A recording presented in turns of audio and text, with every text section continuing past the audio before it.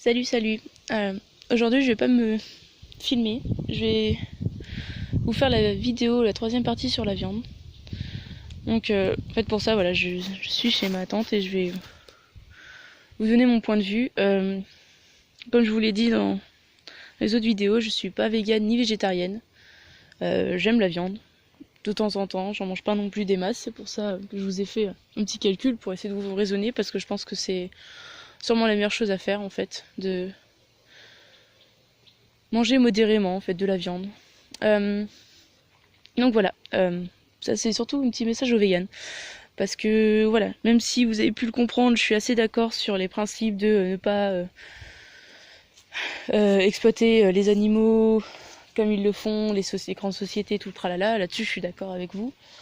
Mais il y a aussi certains trucs qui me dérangent dans votre façon de voir et de... Ah.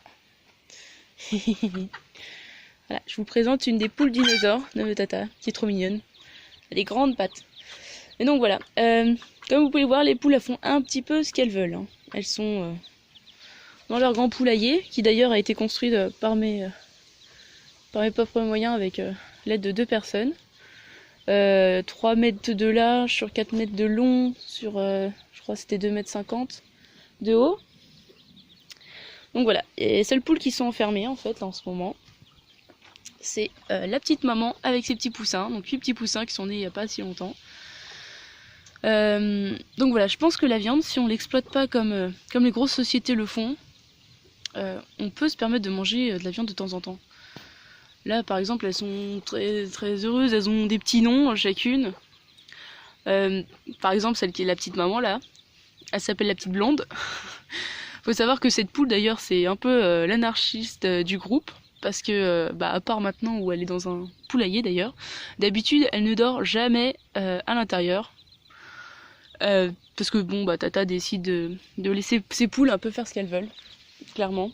Et je trouve ça très bien. Donc voilà, comme vous pouvez le voir d'ailleurs, elle est en forêt, un petit chalet en forêt. Donc c'est pareil, les poules des fois elles sortent, elles vont dans la forêt picorer quelques vers, elles rentrent. Elles font vraiment leur vie. Donc celle-là, la petite blonde, là, des fois elle va dormir dans les arbres, elle se perche, enfin, voilà, elle fait sa vie. Des fois elle disparaît pendant 3 jours, elle revient. Enfin voilà. Elles font vraiment leur vie. Elles ont tout un terrain à leur disposition. Elles kiffent, franchement. Des fois, quand elles ont eu des petits rhumes ou des trucs comme ça, elles se sont retrouvées dans la maison pour être en convalescence et puis reprendre un peu de force par les bons soins de Tata.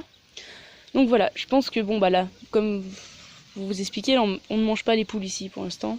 C'est surtout pour les œufs. Mais voilà, il n'y a aucune exploitation qui est faite. La preuve, il y en a une qui a voulu couver, elle a couvé, elle a eu ses petits. Tata l'a laissé faire, on ne les emmerde pas.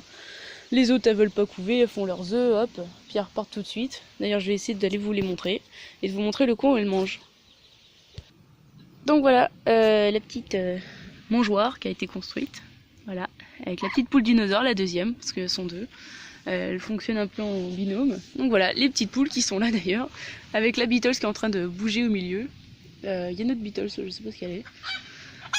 Alors là, vous avez Marie-Thérèse, Josette et je sais plus quoi. Le petit coq, c'est Astérix. Parce que comme vous pouvez le voir d'ailleurs, le petit coq est vraiment tout petit par rapport aux grosses poules. Et c'est pour ça que d'ailleurs, il n'y a que la petite blonde qui a réussi à être maman. Parce que les autres, clairement, il peut pas vraiment faire quoi que ce soit. Il peut pas trop les prendre, comme on pourrait le dire. Donc voilà, donc le jardin est assez grand. Hein. Puis voilà, les poules elles font ce qu'elles veulent, elles ont des câlins si elles veulent bien.